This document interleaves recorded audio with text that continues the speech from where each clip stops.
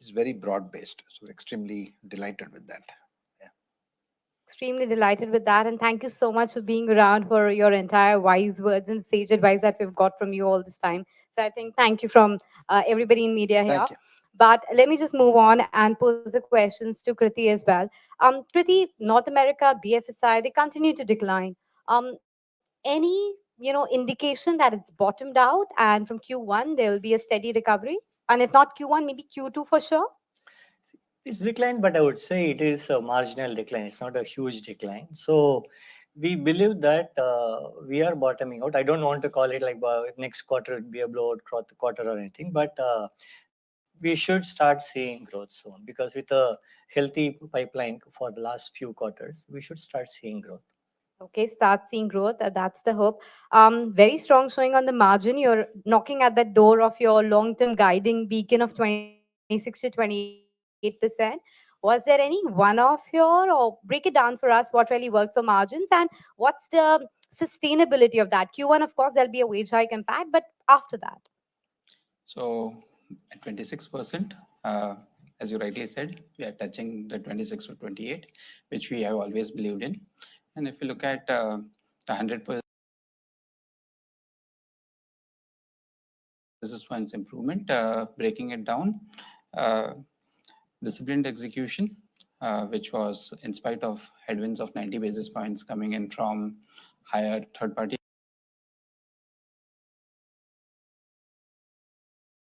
expenses and increased travel expenses, which was offset by 190 basis points coming in from bottoming out of subcontractor cost and productivity and utilization gains. No one-offs, and I think our focus will be to continue the operational rigor which we have set in place. And once the macro risks recede and growth comes back, that will only help us accelerate this journey. So risks more skewed on the upside than downside, right? Sorry? Risks are more skewed to upside than downside. The risks. The current macro risk is what I was talking about. Okay. Milind, we hear that you're back at the campus. Is that true? Could you confirm that for us? And would that mean that Q1 will be a positive headcount number then? One thing is that is true, and we are the first ones to go to campus. We already been to our all the priority institutions already and made offers to all of them. And we right now are in the middle of conducting a nationwide qualifying test for us, NQT for us.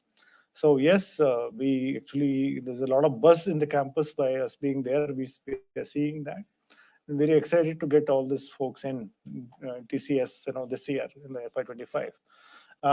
The numbers, I've been talking about numbers. It's a resultant of many things, productivity, business situation, and what we are driving today in terms of internal, the investments which we made from the past. So it's an outcome of that. So we'll play it by the year and see what happens. Thank you. I'll hand it over back to you, Kritika. Thank you, Anisha. Let's start now with Rima Tendulkar from CNBC TV 18. Gentlemen, good evening. And NGS, we will truly miss you. And, over the years, we've all learned so much from you. But Kriti, just starting this, Q&A with you, how would you classify demand and growth this quarter compared to your own expectation? And what about growth X of the BSNL deal? And are you a bit disappointed that we've not seen growth, X of that accelerate? I won't say I'm disappointed, right? Yes, when we started the quarter, we thought that that's actually talking about the uncertainty in the overall situation. Like when we started the quarter, we thought we probably would have another 50 to 100 basis point more growth. But the market's been uncertain and there have been decisions taken at very short notice. But I'm not going to break it down with how much is BSNL contributing towards. I don't think we have provided that number. It's not a disappointment. Like we thought, as Samir would have told you, we always like to have much more. So in that sense, either 50 to 100 basis points, always would have been happier than this. In your assessment, when does growth recover? Can it happen in the second half of the year? And NGS on this deal win, is it possible to break it up in terms of what was the contribution from short cycle deals? Because Accenture is talking about a pullback in short cycle, discretionary kind of deal. So some color on the deal wins. it will be difficult to call Rimon when the growth would return. I don't want to hazard a guess. As I said, we've been actually now saying for second quarter, like FY25, we expect this to be a better year than FY24. But to say that the growth would return in Q1 or Q2 would be calling it too soon. And just pure mathematically, then, the what will be the contribution of the recently won deals in FY24? In FY25, because of the deals that you won, how much better will FI? Will it be a 200 basis points, 250, 300? So we have not done that kind of math, but we did do a lot of check in terms of are the recently won deals, are they contributing to revenue? They are contributing to revenue, as we have been saying from now many quarters. I'm repeating myself, like there are situations where the existing large programs get descoped, postponed. So that continues to happen. That's the reason for the uncertainty, sometimes lack of visibility. But otherwise, the deals that we won recently, we did in fact specifically check, and we did find they are contributing to the revenue. NGS on deals. And Samir, one question. Since subcontracting costs have bottomed out, they will go up, right? If they've already hit as low as it can. So will it then act as a bit of a cap on your margins? Could that be a headwind? And Milind, on attrition and on hiring, what is your own expectation over the next 2 quarters? Thank you. See, the overall deal, I think the 13.5 we've announced, one mega deal is there, which we also announced it. Barring that mega deal, the deal sizes are very, very mixed and broad-based. Most of them, and many of them are short-term deals, right, of much lower value, so which is actually very good for us, right? What we are extremely focused on is to really see how we can conduct the first phase of the project, where a number of decisions related to what technology which we choose, what clouds that we will go and operate in. Is there an opportunity for a private cloud? What kind of AI tools that we will embed in? And is this architecture that we are going to embrace, is it future proof? Those questions are getting answered. And we are at it to see that that particular phase is completed very quickly. But having said that, the challenge is that there are thousands startups on AI coming up every day. So customers clearly look at each one of this and then try to choose which is the best one. And can I have an architecture in which I can quickly plug in anything that I want, plug out something I want? So I think we are at it to clearly accelerate the first phase of execution, define the architecture, convince the customer that it is the future-proof architecture on which we can go and accelerate the execution. So extremely focused on accelerating the first phase so that we can execute and pull revenue out of all these projects that we have contracted. And overall, again, thank you, Rima, for the kind words. And I think I've truly, absolutely enjoyed the interacting with all of you. And every such interaction has only made me wiser. Thank you. Coming to fees to external consultants, we have been able to significantly reduce it from its highs. And even if you look at it from last Q4 to this Q4, it was upwards of 8% last year in Q4. We have brought it down to 4.6%. Yes, we believe it has bottomed out, and it's primarily linked to so we use business associates as a demand supply mismatch. And as the macros have played out, we believe it has bottomed out and would start inching up. That's not the only margin lever, and we'll stay focused on our disciplined execution journey, and we'll have other levers to balance it. See, we are at 12.5%, it's in our comfort band, But I still expect around, potentially 30 to 50 basis points drop going forward. On the hiring projection, we, like I said, every year we have a training projections. We don't give projections for experienced hires. Training projections will be similar to what we've been doing in the previous years, and like I said, we already have gone to priority colleges made offers to them. And we will actually now in the middle of putting the NQT test together for the at a national level. So that will also bring in significant numbers for us. So I'm very excited about getting the campus hires coming into TCS, and experienced hires will get them as depending on the business demand. Thank you. Shivani Shinde, Business Standard. Hi, gentlemen. Good evening. Hi, Kriti. I mean, everybody's asked, I mean, most of us have asked this TCV question, but could you give us what's been the boost to get this $13 billion, TCV? What happened in this quarter, if you could? Because you still, I mean, if you look at US, if you look at BFSI, it's still slow. So if you could make us understand that a little bit. NGS, what plans going ahead? And hopefully we'll obviously be in touch with you.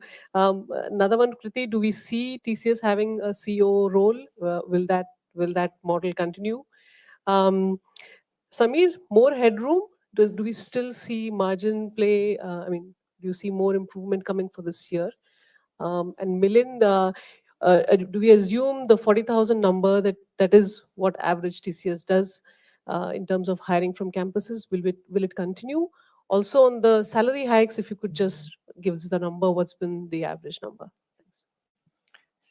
Shivani, on the TCV side, like NGS mentioned, excepting one large deal, this is made up of regular size deals only. So, but I think it's also, if you look at, though we don't publish a geography level or industry level TCV, almost every geography, every industry practice has had a higher TCV. It only represents what's happening in the market. Customers are, there are both kinds of deals, right? We keep talking about both the transformation deals as well as cost optimization deals. So there is a tendency on the customers to conserve cost and use that on transformation. So like, because they cannot delay the transformation while you're trying to conserve cost for long. So that I believe is that's what is happening. There is an acceleration of cost optimization, and slowly they're investing on transformation. As I mentioned, the TCV that we have been getting is yielding revenue as well. It is some of the old programs which get ramped down that is decelerating or not helping us grow faster. So, but there is no specific one-off here on one specific what do you call theme that's driving the growth. But of course, as I mentioned, overall our Gen AI pipeline also has doubled. It's 900 million, but that's not the only reason for the growth. It's, I think, all round customer interest in doing new things. On the COO part, as you know, he's been doing many things, and no one single individual can replace him. Our current thinking is our leadership team, we are distributing the work that he's been doing, and we don't intend to appoint a new COO for now. No, I think as far as the deals are concerned, it's a lot of hard work. Number one, right? I think I want to give that credit to the people in the front facing the market and facing the customers. And it's also demonstrate the superior value proposition and the, being with the customer in good times and bad times and listening to them. I think all that constitutes why we clocked 13.2 billion, of deals. As far as my plans, be the first one to chair TCS from outside. Okay. So Shivani, on the headrooms, we'll always be happy with more. As we have said, we always believed 26 to 28 is where we need to operate in. If you look at where we are exiting right now at 26 is what we are very happy with. In the last 3 quarters, in each of the 3 quarters, we have been able to deliver sequentially almost 100 basis points in each of the quarters. So hope the journey continues. So we plan to get to that number, 40,000. We'll see how it goes, but that is the plan right now as we go. With respect to wage hikes, yes, I'm very, very pleased to announce wage hikes for everyone starting April. And the wage hikes will range from 4.5 to 7% in depending on the performance, and then top performers getting double-digit hikes. Thank you. Tushardeep Singh from NDTV Profit. Hi, gentlemen. First of all, how are you seeing the ramp up of deals happening in the US at this point of time? Is the conversion still taking time from the signing of a deal to actual implementation? What are the kind of deals that are coming in? Are you targeting larger deals spanned out over several years, or are discretionary deals trying to come back at this point of time? Uh, what are the client conversations like in that case? A second question will be your client mix. You have 62 clients in the 100 million band. That's only two up year on year. 139 in the $50 million band. So are you trying to target, what will be the target where you get at the clients at this point of time? Okay.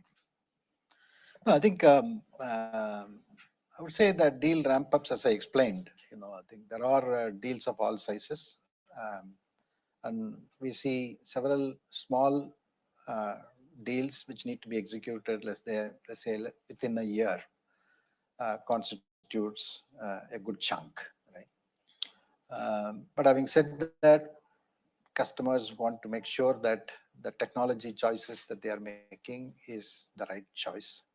Second is AI is something willingly embedded into this whole thing. And there are larger questions to be answered in terms of what is it that will I use LLM? Will I not use LLM? If I use LLM, will I put it inside? Will I put it outside? So they're all very $1 million questions that, there are no silver bullets at this point in time. So it takes time to do this, and we have to keep our options open and convince the customers that they have the ability to keep changing it as things get clearer. And that's what we are focused on, and we are executing it. There are multiple things, and we're extremely proud of the fact that, for example, how do we embed an algorithm in a smart contract in a blockchain? We got a patent for that. So we are embedding some of those things into our solutions. Type of deals are, for example, how do you quickly and optimize on the fly do pricing of products and assortments in a retail segment, or how do we help aircraft maintenance engineers to do their job a lot more swiftly and predictably. So many such use cases have come, projects are getting executed. So as far as the ramp up of the deals are concerned, there is contingent on the fact that the first phase, how can I quickly do and then get on with it. But the non-discretionary ones, there are no issues. We go and take it. If especially on optimization projects that we are engaged with, whether it is from vendor consolidation or otherwise, we don't see a problem. We are able to ramp up to the pace at which the customer wants, and the discretionary spend. These are all the situations. See, on the client metric, we are quite happy. Like see, on a low growth year, we still able to get two more customers in the 100+ band, and we also increased in almost all the bands. Okay, so we are quite happy with the client conversion. Thank you. Ashish from PTI. So this is a follow-up to your comment about short-term deals being good ones for the company. So in the pipeline which you see, has there been any change on what you are chasing more aggressively? Because the longer-term ones probably are not ramping up the way you would expect them to. And second, on the India business, how much more muscle left? Would you sort of see similar numbers from India going forward as well? This is BSNL or beyond BSNL as well? I think, we always said that, look, there is a good mix of size of the deals that are required. Right? We need the mega deals, we need the larger deals, we need a good chunk of small, mid-sized deals. Right? I think that trend is continuing, and we are happy with that deal mix that we are signing. And that's very, very broad-based across. If you take energy, resources, utilities, it's pretty much on a strong growth wicket. Right? That vertical is growing significantly for us. Consumer business, we have seen it I think, turned around, and this quarter is much better than the last quarter. And banking financial services, while it's a kind of a flattish, but we are happy with the engagements that we have, the kind of projects and discussions that we are having.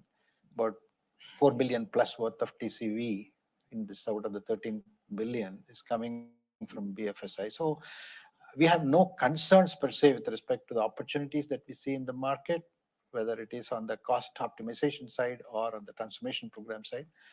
And we are engaging with each one of this, and we are converting those deals, right? So there is no dearth of opportunities per se. The execution, people are taking time to pace it out, especially on the non-discretionary front, as I explained, right? As far as India is concerned, we believe that India is in a significantly growth path. Several large opportunities are available. At the same time, it's a very, very difficult to win some of those things, because the kind of things that you need to bring them together, because large scale projects, it will be a huge SI driven project. Some will be your services majority, some will be third party products, and the payment terms, that all of that we'll have to put together. But I think a BSNL type of large deals certainly are available in the market, and we always calibrated in terms of saying that which one that we want to participate, where we want to do it.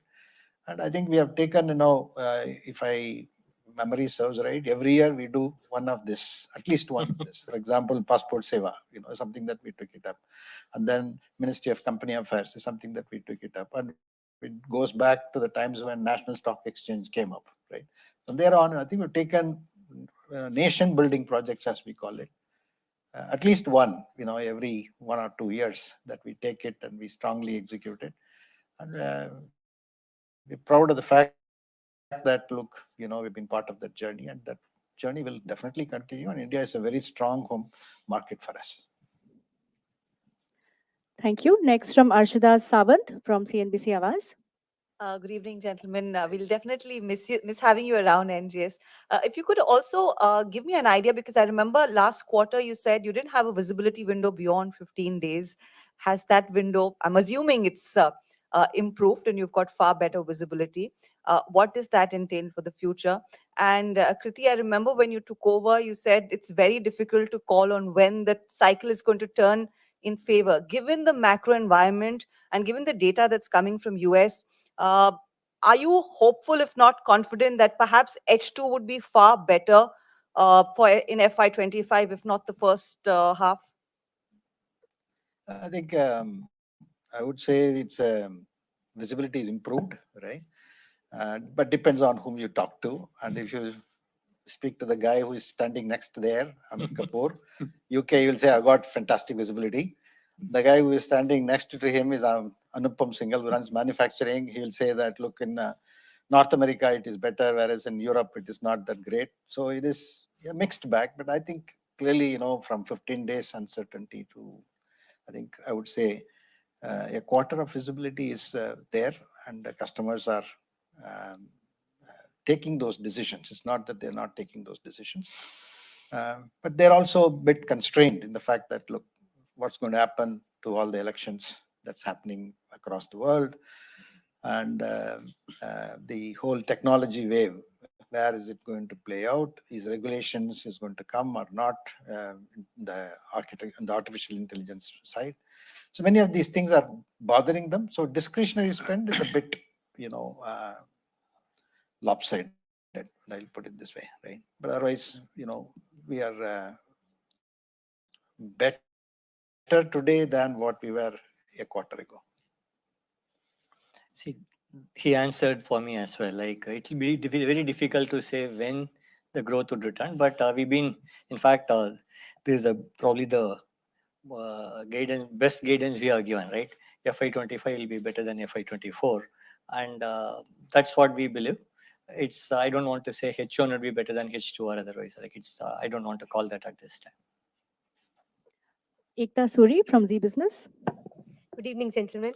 NGS sir, you will be definitely missed.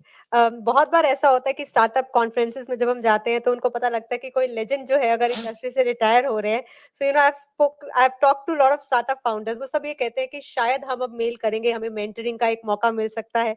Any such plans for the startup sector?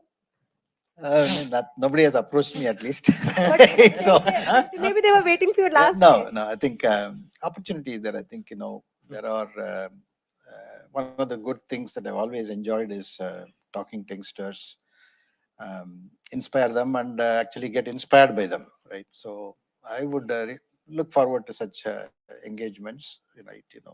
As long as it doesn't conflict with TCS. Yeah. Thank Why would we lose the opportunity of using him for mentoring our own people? क्योंकि sir आपने बोला India में बहुत growth आपने देखी है इस quarter में, आप इसको आगे किस तरह से देख रहे हैं और कौन से सेक्टर से आप एक्सपेक्ट करें कि ज्यादा डिमांड आ सकती है, and anything TCS is doing in these elections? See, for the election, in fact, we are actually doing work for the election commission as well. Like, but we don't do the voting machines or anything, but we do help them. But we do get involved in a lot of projects, and in multiple sector, multiple government agencies, we are doing projects, and we do expect to get more projects from multiple agencies. Like you said, India is a phenomenal growth story, and what we do today in India is much smaller than what we think is an opportunity in this country. So we would continue to be very focused on this. Thank you sir. And Sameer sir, आप आगे और margins किस तरह से improve करने के बारे में आपकी क्या स्ट्रैटेजी होने वाली है आगे? And also is it true that I read somewhere that बहुत से ऐसे ग्लोबल ब्रांड्स हैं जो आउटसोर्सिंग में अब थोड़ा कम कम विश्वास रख रहे हैं और खुद का अपना डेटा सेंटर्स या अपने टेक सेंटर्स में ज्यादा भरोसा दिखा रहे हैं? आपने ऐसा ट्रेंड देखा है मार्केट में? So ये trend नया नहीं है. I'm answering your second question first. But we have always coexisted, and I think first what we have delivered we are very happy with, and incrementally with focus on disciplined execution, we can look at pyramid, productivity, utilization as the levers, and we believe pricing will be a lever to deliver incremental margins. Thank you sir. And when sir हम BFSI में हल्की गिरावट देख रहे हैं, is it like now there be like, how do I put it, man power जो लगती है प्रोजेक्ट्स को केटर करने के लिए, डिमांड जो कम है, इज इट ट्रू कि अब कम लोगों की जरूरत पड़ी है, एंड इफ सो व्हाई? ऐसा कुछ नहीं. जो एक्चुअली जो आप देख रहे हैं डिमांड में और जो नंबर्स में नेगेटिव है, उसका कोई कोरिलेशन नहीं है. क्योंकि हम लोग जैसा बताया, समीर ने बताया कि बहुत सारा हमारा प्रोडक्टिविटी इनिशिएटिव चल रहा है हमारे पास. लाइक मैंने बहुत साल क्वार्टर से बोलते आ रहा हूँ कि बहुत सारे ट्रेनिंग्स को हमने भी हायर किया था, उनको भी ट्रेन करके अभी डिप्लॉय किया है. वो सब चीजें मिला के वो हेडकाउंट नीचे आता है. तो it is nothing to do with demand. Don't, I would request you not to correlate the demand with negative headcount. Thank you sir. Rosuke Hanada from Nikkei. Hi, good evening, sir. I would like to ask about the impact of the global geopolitical tensions on the financial result. Some people say that some of the Western companies, such as the United States, shift from China to India, especially for the manufacturing sector. Do you believe that the same shift is also happening in IT sector? And if so, does the TCS is benefit from such kind of the global changes? I would like to know about your views. Go ahead. Yeah. No, I don't think, I think while there are supply chain rebalancing aspects that many organizations followed, I don't think it resulted in, things getting moved from one country to the other, right? They always, I think, calibrated the fact that it is, even in the case of China, it's always looked at as China plus one or China plus two. The whole idea was to make sure the supply chains become resilient, right? I think that has been the focus focus of at least in our customer base, right? We execute projects in China. We have a strong development center in China. And for our international customers who are having operations in China, we continue to serve them out of China. Um, I don't see any particular pattern by which I can conclude that things are moving from China to India or elsewhere as far as the IT industry is concerned, right?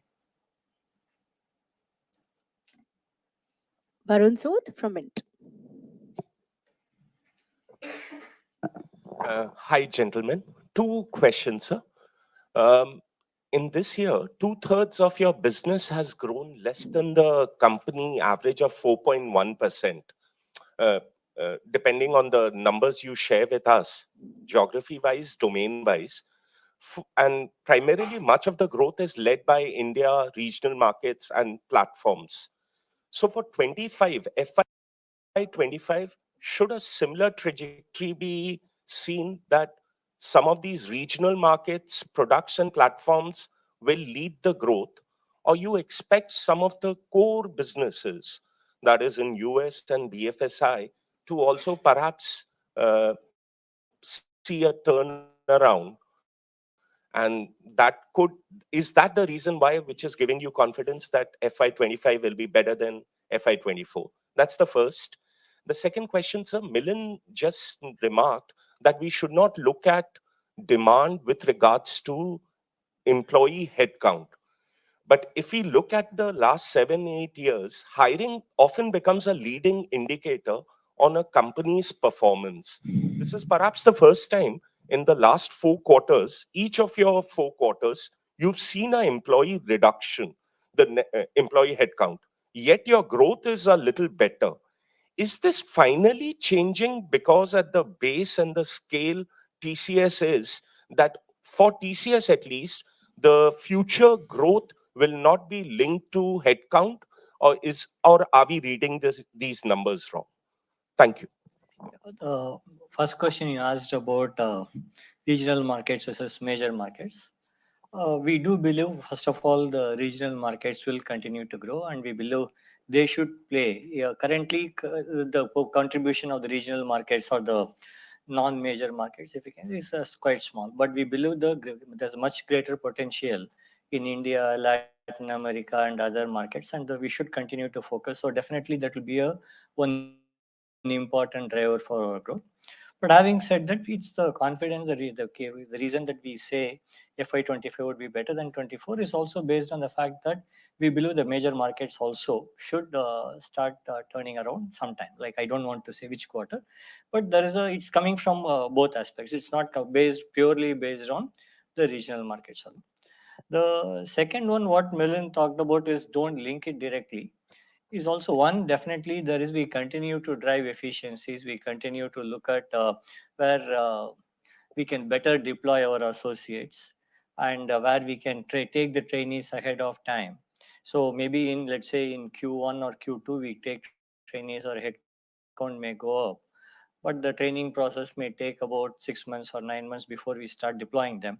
So to say that this quarter the headcount went up, so the immediate next quarter the revenue should go up, may not be a correlation. And two factors are at work. Like, one, we take freshers, we continue to train them over a period of time. Second factor at work is we continue to look for efficiency opportunities. So both of these things play, so that there is no linearity between the headcount increase and the revenue increase.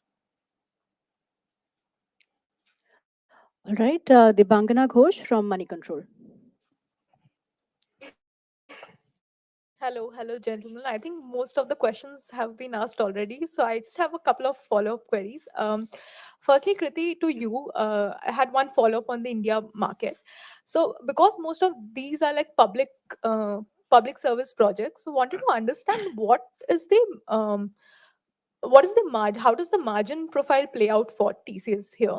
And beyond public services projects, what are the other opportunities are you seeing in India? Secondly, and also from an overall business and global perspective, which are the other newer segments, areas you are seeing where which TCS is bullish on and might want to expand in FY25? Milind, I have one follow-up. Um, I think last year you were targeting to onboard for 40,000 freshers. So just wanted to get a sense, have all of the associates been onboarded so far?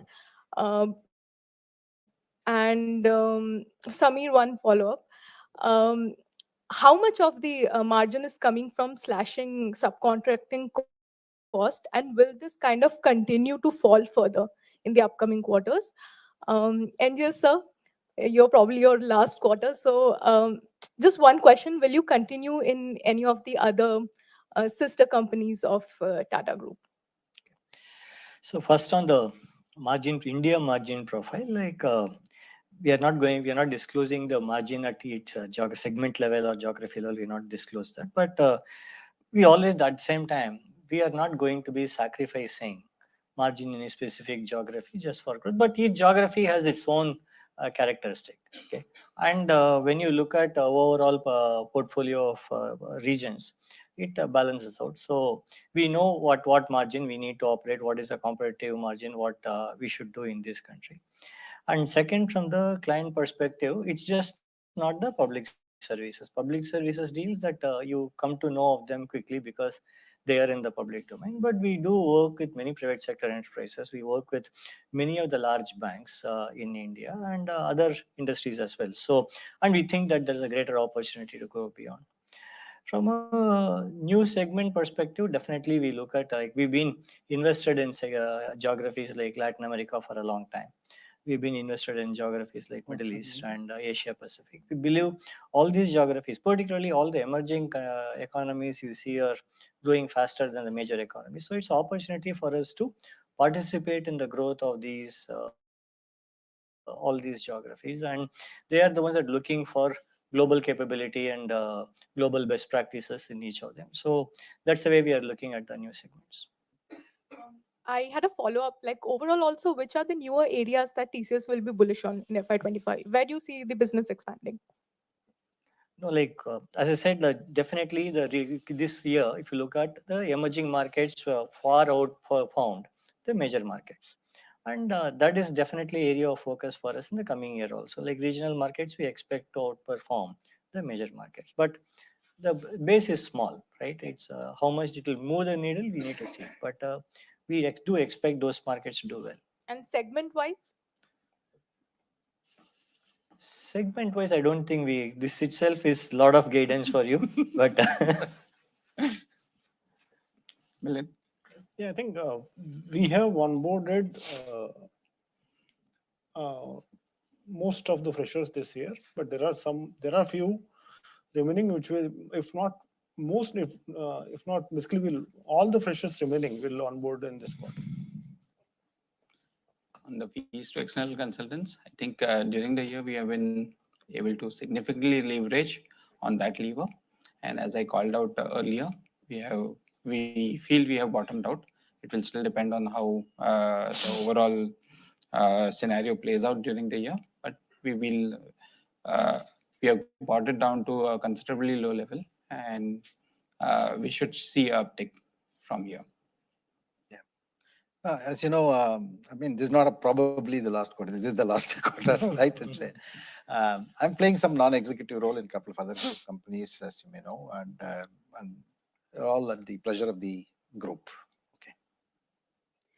We'll now go to the online journalists who've been patiently waiting by. So we'll start with Surbhi Agarwal from Economic Times. Surbhi, you can switch on your audio and video and ask your question. Thank you, Kritika.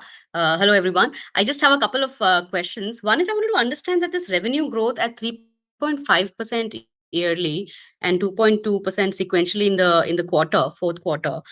What can we attribute that to? Is that majority of that coming from the regional markets, non-core, sort of non-US, non-European markets? And this TCV that you're talking about, 13.2 billion, do we have a split of how much of that is from, say, US or Europe, and how much is that from non-core markets?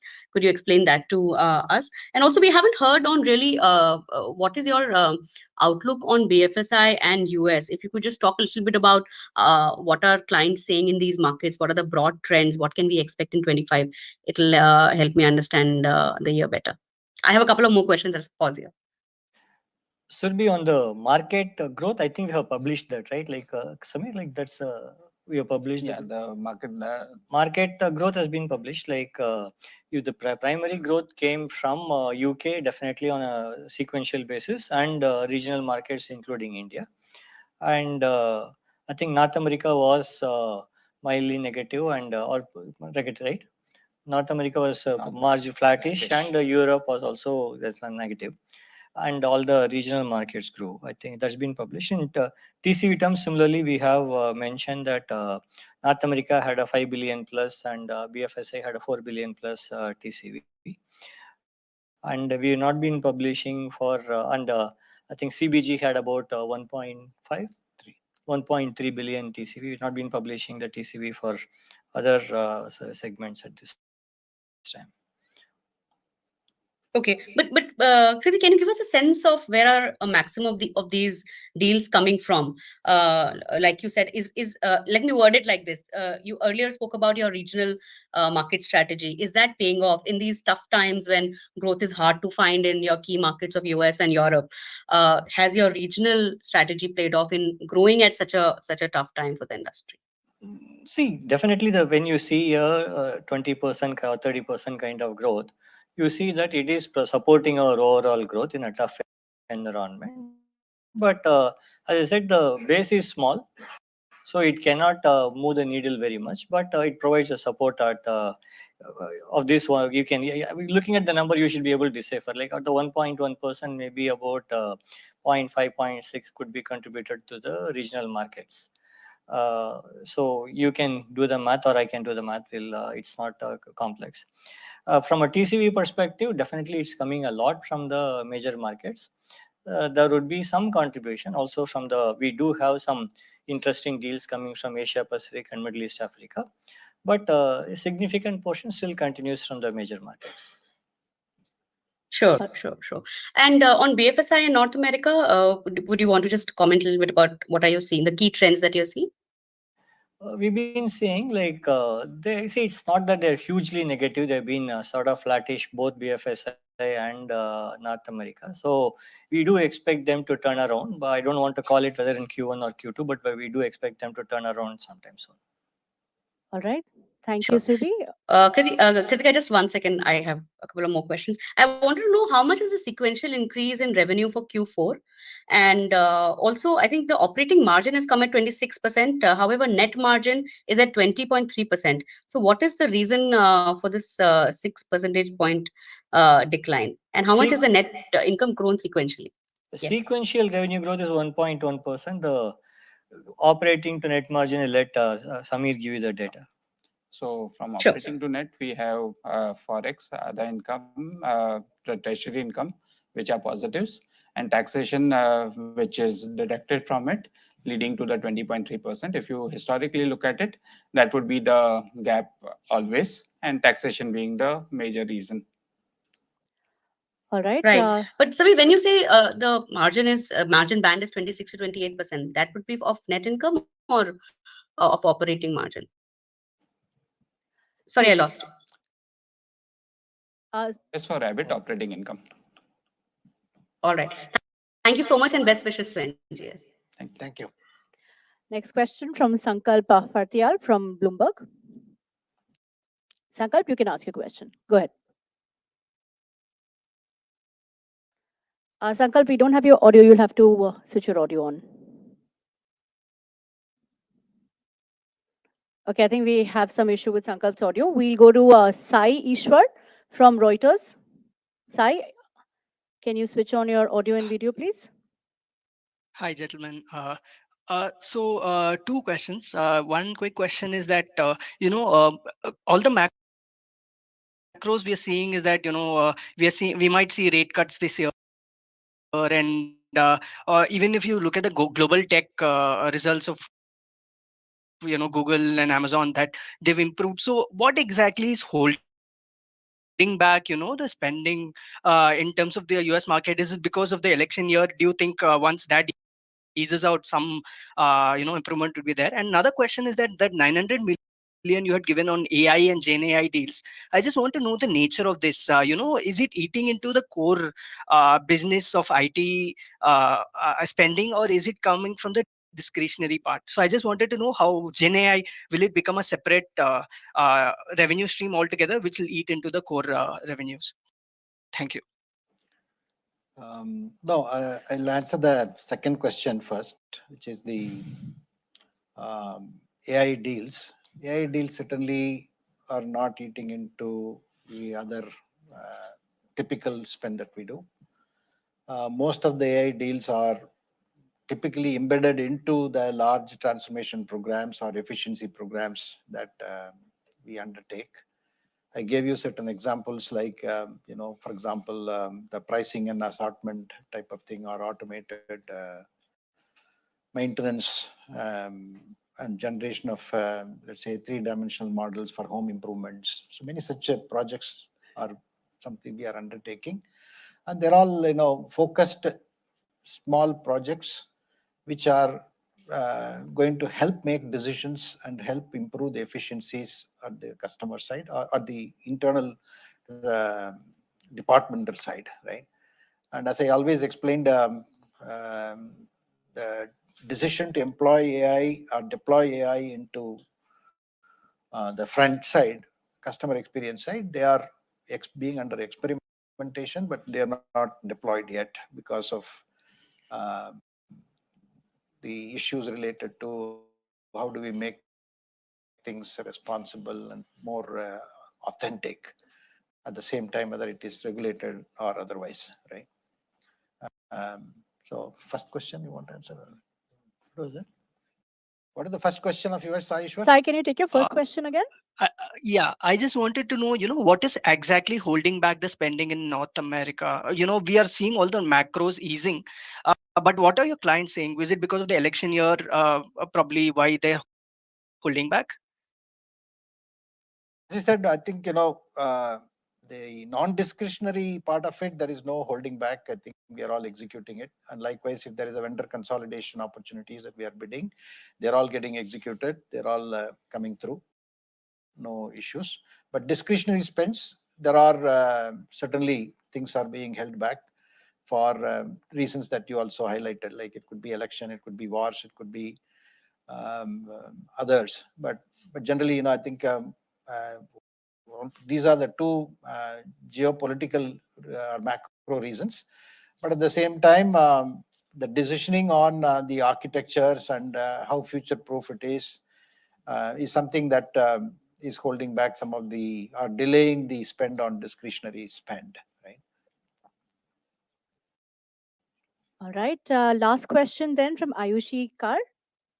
Ayushi, you can unmute yourself and ask your question. Ayushi Kar from Hindu Business Line. Am I audible? Yes, Ayushi, go ahead. Yeah. Hi, gentlemen. I have this question for NGS, sir, particularly because he's leaving this quarter.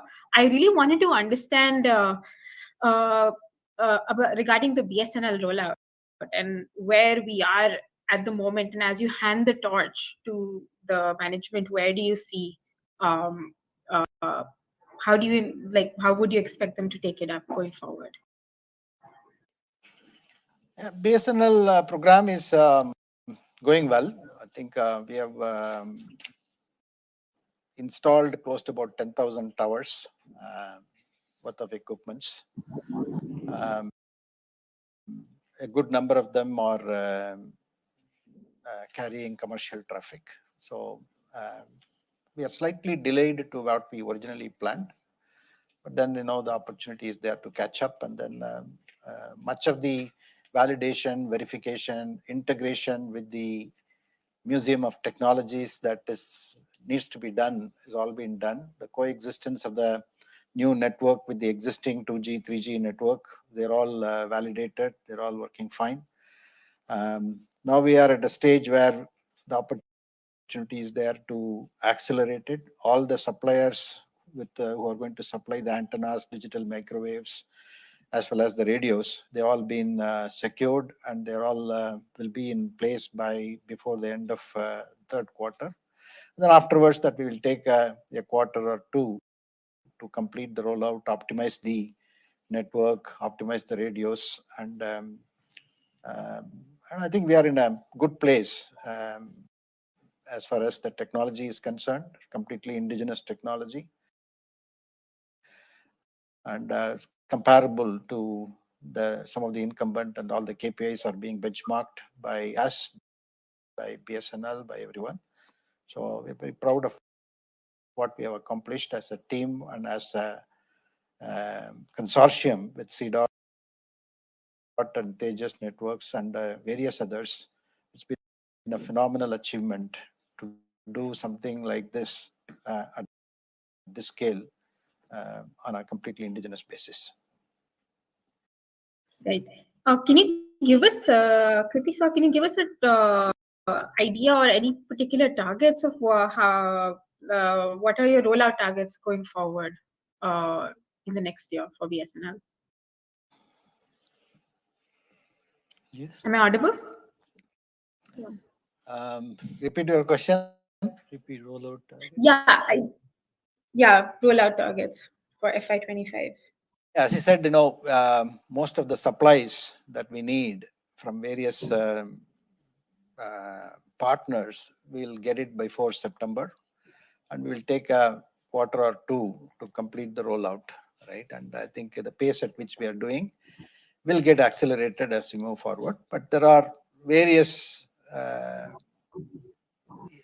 aspects that we need to worry about. As I said, it's not just the installation, and we need to go about commissioning it, and we need to go about optimizing it cluster by cluster.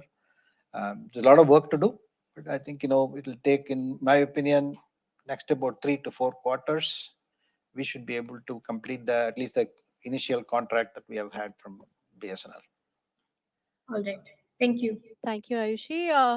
We weren't able to get Sankar back, but he has sent his question. So to NGS, how much of return in tech spending is TCS expecting, given that it's widely expected that the Fed could cut rates?